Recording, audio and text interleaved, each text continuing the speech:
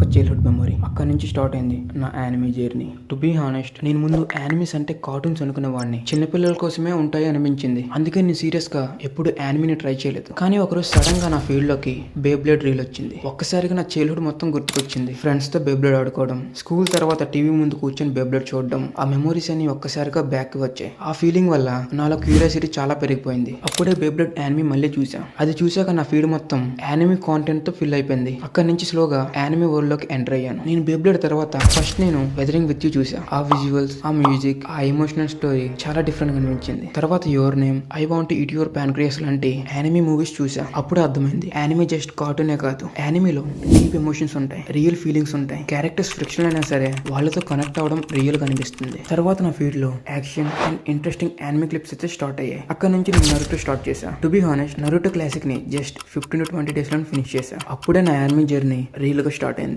Naruto నాకు ఒకటి నేర్పించింది, టాలెంట్ కన్నా హార్డ్ వర్క్ ఇంపార్టెంట్ అని. స్లోగా యానిమే చూస్తూ కొన్ని రియలైజ్ అయ్యా. ప్రతి యానిమేలో స్టోరీయే కాదు, ఒక లెసన్ ఉంటుంది. కానీ నన్ను ఎక్కువ ఇంపాక్ట్ చేసిన యానిమే డాక్టర్ స్టోన్. ఈ యానిమే చూస్తే నాకు చాలా డిఫరెంట్ ఫీలింగ్ ఉంది. సివిలైజేషన్ కొలాప్స్ అయినా కూడా నాలెడ్జ్ తో వరల్డ్ మళ్ళీ రీబిల్డ్ చేయొచ్చు అని డాక్టర్ స్టోన్ యానిమే చూపించింది. సింకు క్యారెక్టర్ నాకు చాలా ఇన్స్పైర్ చేసింది. స్ట్రెంత్ కన్నా ఇంటెలిజెంట్ పవర్ఫుల్ అని యానిమే చూసి తెలుసుకున్నాను. సైన్స్ తో ఇంపాసిబుల్ ని పాసిబుల్ కూడా చేయొచ్చని యానిమే నాకు నేర్పించింది. డాక్టర్ స్టోన్ నాకు ఒకటి నేర్పించింది, సిచ్యువేషన్స్ ఎంత బ్యాడ్ అయినా సరే మనం థింక్ చేస్తే సొల్యూషన్ ఉంటుంది. ఇంకా డెత్ నోట్ నాకు చాలా డిఫరెంట్ ఐడియాలజీ ఇచ్చింది. పవర్ దొరికితే మనిషి ఎలా మారిపోతాడో చూపించింది. జస్టిస్ అంటే ఏంటి, రైట్ అండ్ రాంగ్ మధ్య లైన్ ఎంత బ్లర్ గా ఉంటుందో ఈ యానిమేలో క్లియర్ గా కనిపిస్తుంది. ఎవరినే మాత్రం చాలా సాఫ్ట్ గా హార్ట్ ని టచ్ చేసింది. టైం, ఫేట్, కనెక్షన్, కొన్ని రిలేషన్స్ రీజన్ లేకుండా కనెక్ట్ అవుతాయని ఫీల్ ఇచ్చింది. ఆ మూవీ చూసాక యానిమేలో ఎమోషన్స్ ఎంత స్ట్రాంగ్ గా ఉంటాయో అర్థమైంది. స్లోగా యానిమే నాకు ఎంటర్టైన్మెంట్ కన్నా ఎక్కువైపోయింది. ఇప్పుడు నాకు యానిమే అంటే ఎంటర్టైన్మెంటే కాదు, ఒక ఎక్స్పీరియన్స్. చైల్డ్హుడ్ మెమరీస్ నుంచి స్టార్ట్ అయ్యి స్లోగా నా మైండ్ సెట్ ని చేంజ్ చేసింది. కొన్ని యానిమేస్ నాకు హోప్ ఇచ్చాయి, కొన్ని యానిమేస్ నాకు పేషెన్స్ నేర్పించాయి, కొన్ని యానిమేస్ లైఫ్ ని డిఫరెంట్ యాంగిల్ లో చూడడం నేర్పించాయి. డాక్టర్ స్టోన్ నాకు నేర్పించింది నాలెడ్జ్ తో వరల్డ్ మళ్ళీ రీబిల్డ్ చేయొచ్చు. డెత్ నోట్ చూపించింది పవర్ తో మనిషి ఎలా మారిపోతాడని. ఎవరి నేమ్ నాకు ఫీల్ ఇచ్చింది కొన్ని కనెక్షన్ ఫేర్ తో జరుగుతాయని.